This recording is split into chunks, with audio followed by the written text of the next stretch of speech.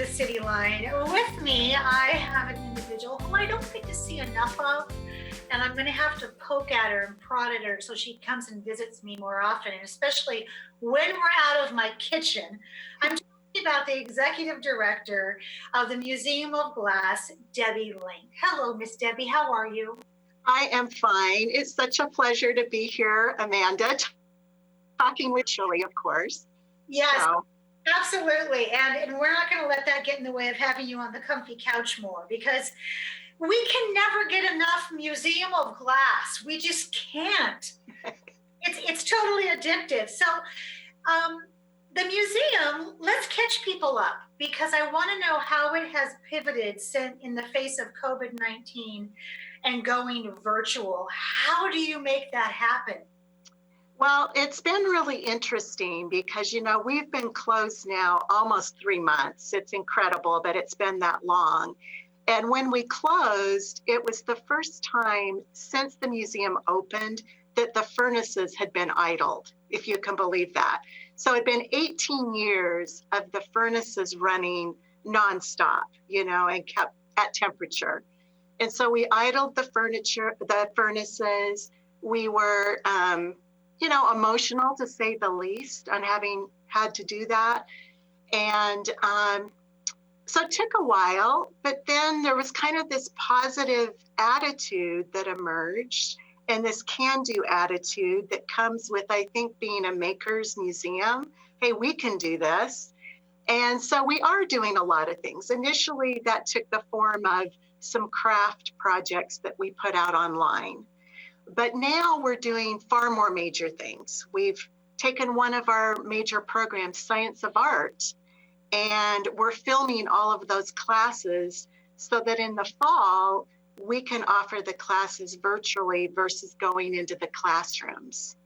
And we can offer these then at greater distances to rural communities or underserved neighborhoods. So there is kind of this silver lining in all of this. Yeah, you said it beautifully in terms of being a maker's museum, because that does lend itself to some enormous creativity in times of scratching our heads. What are we going to do? Now, you also engaged that creativity just recently in one of your virtual spring fundraisers. Let's talk about this. It was called Breakfast at the Cone. So Breakfast at the Cone was started 4 years ago, and we just recognized that the business community and civic leaders and our museum weren't getting together enough. So this is really kind of a different fundraiser in the audience that we typically have, and we typically would host a group of 250 or 300 leaders in our grand hall. And of course, we couldn't do that. It was scheduled for last Friday, June 5th. And so we thought, well, we'll go ahead and we'll live stream. We live stream from our hot shop all the time. We can do this, right? So we basically, the three of us that participated in the program were in the hot shop, and we filmed the whole thing live and aired it live. So it was really an interesting opportunity, and we learned a lot, put it that way. So don't leave us hanging. Did you achieve your financial goal? We beat our financial goal. So it's just incredible. The businesses that support the museum, the individual donors, they just rallied behind us with trying something new and different and persevering, if you will, and they were solid. Yes, we beat our goal. So I'm really happy to report that, and we can still, the recording is on our website, so we still have money coming in. So stay tuned on what the total will end up being. I love that, because we know that Tacoma loves Museum of Glass. That's the crown jewel. It's it. We see it, we live it, we know it. So obviously you have some programming and some exhibits planned before COVID hit.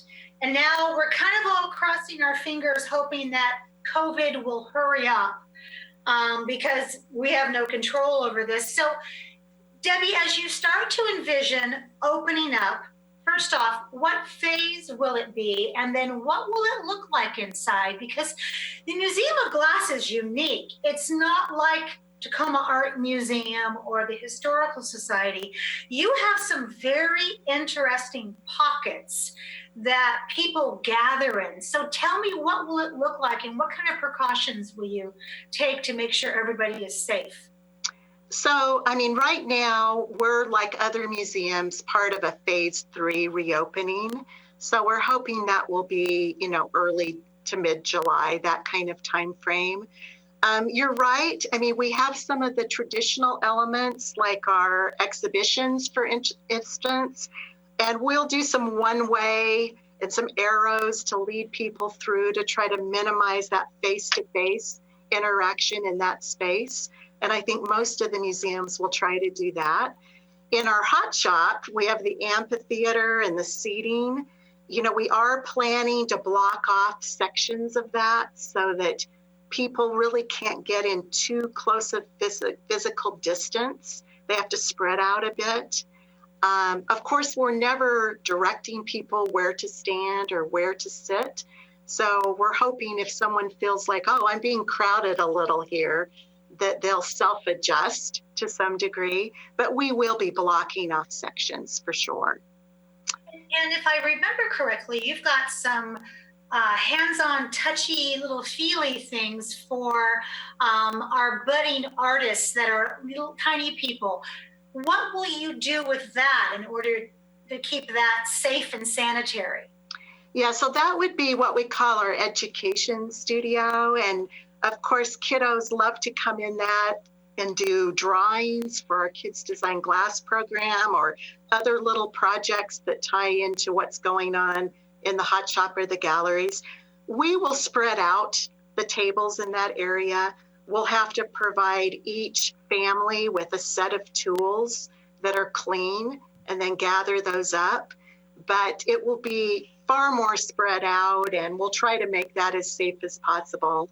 We're also looking forward to the summer months because we've thought, well, we could do some of that out on the plaza and put some tables outside where it's so nice. I feel like we don't use that as much as we should.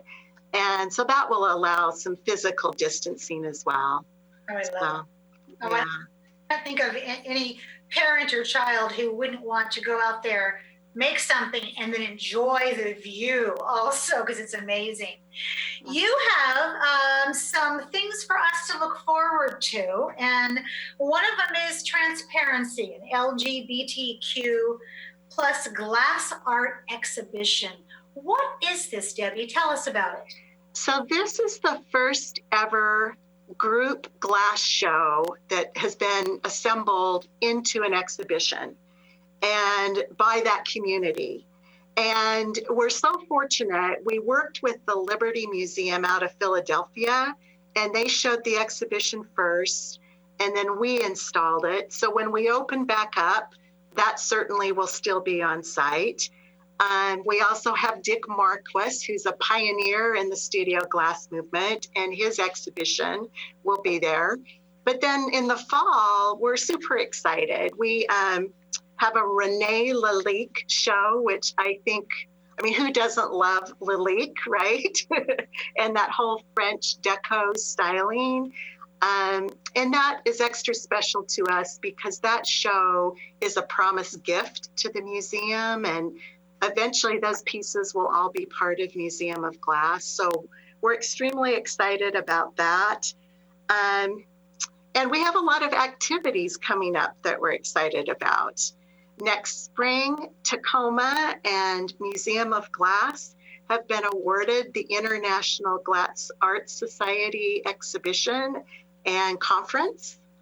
And that is just such an honor. That's an annual conference that occurs somewhere in the world. A couple of years ago, it was in Italy. It was supposed to be in Sweden this spring, and of course they couldn't have it, unfortunately, but it's going to be in Tacoma, hosted by us, the museum district, really all of us in the city next May. So that's something we're really looking forward to. What a gift for Tacoma. Yes. Well, and for the Museum of Glass to have this, but the amount of commerce you're going to bring in to that little corridor down there, that is the gift that keeps on giving. Yes, exactly, because that will bring in a couple thousand participants. And, Travel Tacoma has been great to work with on this. The hotels will be great. It's just going to be a nice event for the city in total. So we're extremely excited about that. And the last exhibit I want to talk about, in this fall, Museum of Glass, and then you also have some glass counterparts in Tacoma and throughout the Puget Sound that plan to participate in something called Refract. First off, what a great word. We all love it. A 4-day celebration of glass art. So now I have to kind of take this apart. Who are the glass counterparts? It sounds mysterious.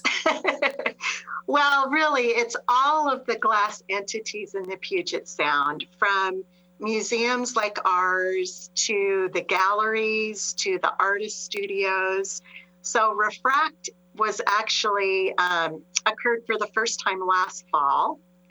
And people come into the region and we basically open our doors. The glass artists, like I said, the galleries, the museums, and people travel throughout the region to see everything glass in the Northwest.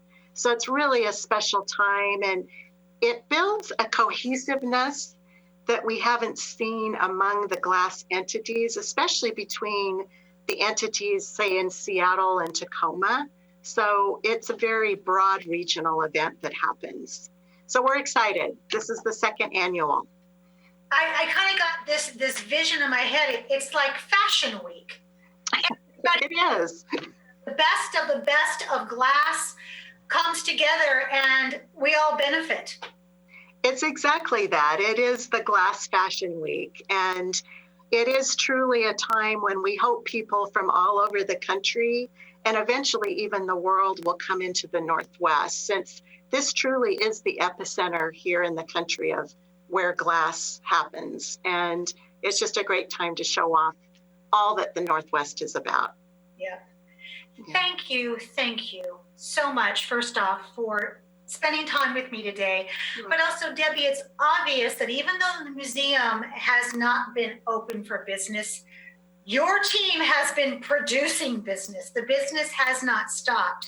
And all we're waiting for is COVID to give us a break so we get back in on that phase 3. So thank you to you and your team. And I want you in the studio on my comfy couch, hopefully maybe August, when we can all be together again. That'll be perfect. We have a couple of major announcements we want to make later in the year, and the timing will be perfect. So I certainly appreciate that invitation.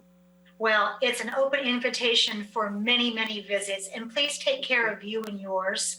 And I'll see you soon. You as well. Thank you. Thank you. We have much more to come on CityLine, so don't go away. We'll be right back.